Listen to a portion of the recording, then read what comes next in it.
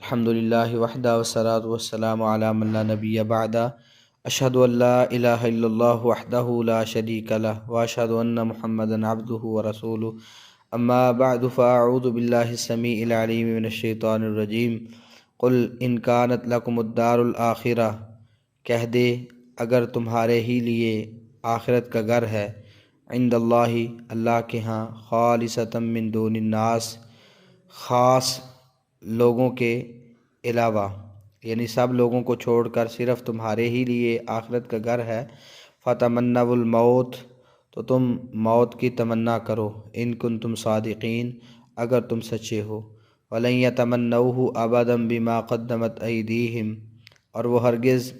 اس کی آرزو کبھی نہیں کریں گے اس کی وجہ سے جو ان کے ہاتھوں نے آگے بھیجا، واللہ علیم بالظالمین، اور اللہ تعالیٰ ظالموں کو خوب جاننے والا ہے، وَلَتَجِدَنَّهُمْ أَحْرَصَ النَّاسِ عَلَى حَيَاتٍ، اور بلا شبہ یقیناً آپ انہیں سب لوگوں سے زیادہ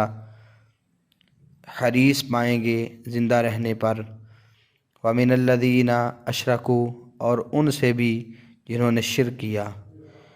يَوَدُّ أَحَدُهُمْ لَوْ يُعَمَّرُ أَلْفَ سَنَةٍ، ان کا ہر ایک چاہتا ہے کاش اسے 1000 سال عمر دی جائے، وما هو بمزحزحه من العذاب ان يعمر، حالانکہ یہ اسے عذاب سے بچانے والا نہیں کہ اسے لمبی عمر دی جائے،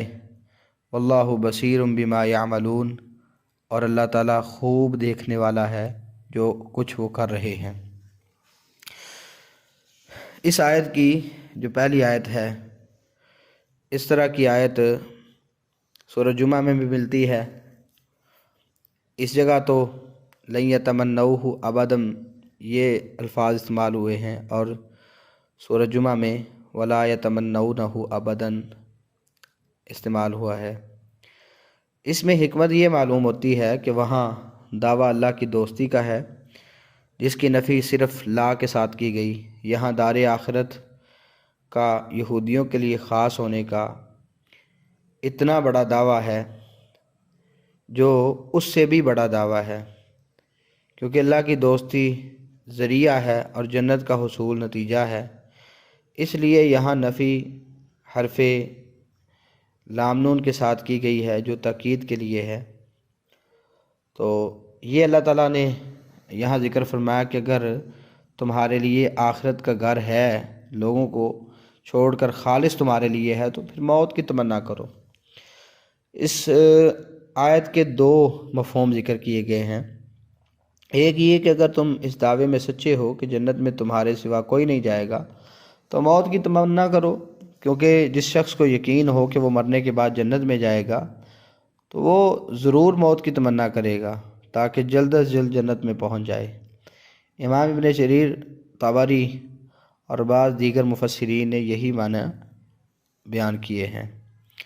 مگر اس پر سوال یہ باقی رہتا ہے کہ یہود ہی موت کی تمنا کیوں کریں؟ مسلمانوں کو بھی موت کی تمنا کرنی چاہیے، جبکہ موت کی تمنا تو مسلمان بھی کم ہی کرتے ہیں، بلکہ رسول اللہ صلی اللہ علیہ وسلم نے تو کسی تکلیف کی وجہ سے موت کی تمنا سے ویسے ہی منع کیا ہے۔ تو اس کا جواب یہ ہے کہ یہودی جو تھے یہ نسلی تفاخر میں مبتلا تھے، وہ اللہ تعالیٰ کے بیٹے محبوب ہونے کے دعوے دار تھے، اور جنت کے اپنے آپ کو واحد ٹھیکیدار سمجھتے تھے، جبکہ مسلمانوں کا ایمان خوف اور امید کے درمیان ہے۔ وہ اتنے بے خوف اور بے باک ہوتے ہی نہیں کہ اتنا بڑا دعویٰ کریں۔ اس کے باوجود مسلمانوں میں شہادت کا شوق اور میدان جنگ میں موت کی جگہوں میں سے تلاش کرنا یہ عام تھا، جبکہ یہودی اتنے بڑے دعووں کے باوجود آخرت سے سراسر نا امید تھے، اس لیے وہ کبھی مرنا نہیں چاہتے تھے، بزدلی کی انتہا کو پہنچے ہوئے تھے۔ یہاں بھی فرمایا کہ وہ اپنے اعمال بد کی وجہ سے کبھی موت کی تمنا نہیں کریں گے۔ اس آیت میں یہود کے زبانی دعوے اور دل کی چوری کی حقیقت کھول کر بیان کی گئی ہے کہ وہ پیغمبر آخر الزماں صلی اللہ علیہ وسلم کو اتنے یقین سے پہچانتے تھے کہ آپ کے کہنے پر کبھی بھی موت کی تمنا کرنے پر تیار نہ تھے۔ دوسرا اس کا مفہوم یہ ہے کہ فتمنوا الموت کا معنی یعنی دونوں گروہوں کا یعنی یہودیوں کا اور مسلمانوں کا آپس میں یہ بات کہنا کہ جو جھوٹا ہے اس کے لیے موت کی بد دعا کرو، یہ مراد ہے۔ تو انہوں نے رسول اللہ صلی اللہ علیہ وسلم کی اس بات کا انکار کر دیا، یعنی اس آیت میں یہود کو دعوت مباہلہ دی گئی ہے۔ اگر تم اپنے آپ کو سچا سمجھتے ہو تو فریقین میں سے جو جھوٹا ہے اس کے لیے موت کی دعا کرو، مگر انہوں نے اس سے انکار کر دیا۔ تو کئی اور مقامات پہ بھی یہود کو مباہلے کی دعوت دی گئی، جیسا کہ سورۃ آل عمران آیت نمبر 61 میں بھی موجود ہے۔ امام ابن کثیر رحمۃ اللہ علیہ نے اسی معنی کو صحیح لکھا ہے۔ حافظ ابن القیم رحمۃ اللہ علیہ نے بھی مدارج السالکین میں اس معنی کو ترجیح دی ہے، اور فضیلت الشیخ مولانا محمد عبدہ رحمہ اللہ کا رجحان بھی اسی طرف ہے، اور مولانا عبدالسلام بن محمد رحمہ اللہ لکھتے ہیں اس تفسیر پر بھی یہ اعتراض آتا ہی نہیں کہ یہود ہی موت کی تمنا کیوں کرے، مسلمان کیوں نہ کریں، نہ اس کے جواب کی زحمت اٹھانا پڑتی ہے، کیونکہ جھوٹے کی موت کی تمنا اور بد دعا صرف یہود نے نہیں بلکہ مسلمانوں اور یہود دونوں نے کرنی ہے، جس کے لیے مسلمان تو آج بھی اللہ کے فضل سے تیار ہیں، مگر یہود و نصارہ آج بھی اس کی جرات نہیں کرتے اور نہ کبھی کر سکیں گے، جیسا کہ اللہ تعالیٰ نے فرمایا ہے۔ تو اس میں حافظ بھٹوی رحمہ اللہ کی بھی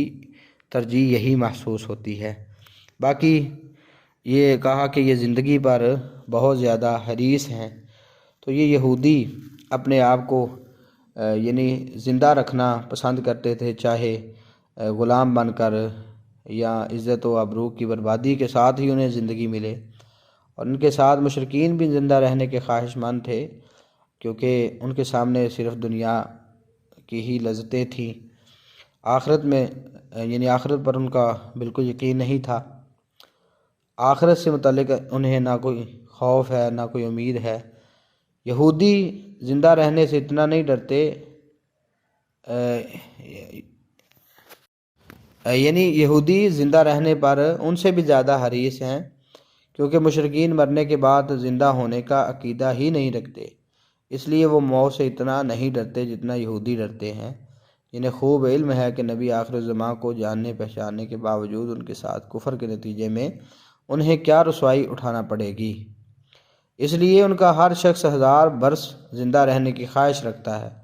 خواہ کیسی ہی ذلیل زندگی ہو، کیونکہ آخرت کے عذاب سے تو بہرحال وہ بہتر ہے۔ اللہ تعالیٰ نے فرمایا کہ ان کے کسی شخص کو لمبی عمر مل بھی جائے تو اسے عذاب سے بچانے والی ہرگز نہیں۔ تو اصل عذاب سے بچنے کی صورت تو اللہ رب العالمین کو ماننا اور رسول اللہ صلی اللہ علیہ وسلم پر ایمان لانا ہے، اس کی توجہ کی ضرورت ہے۔ اللہ تعالیٰ ہمیں صحیح معنوں میں کتاب و سنت کا عامل بنائے۔ السلام علیکم۔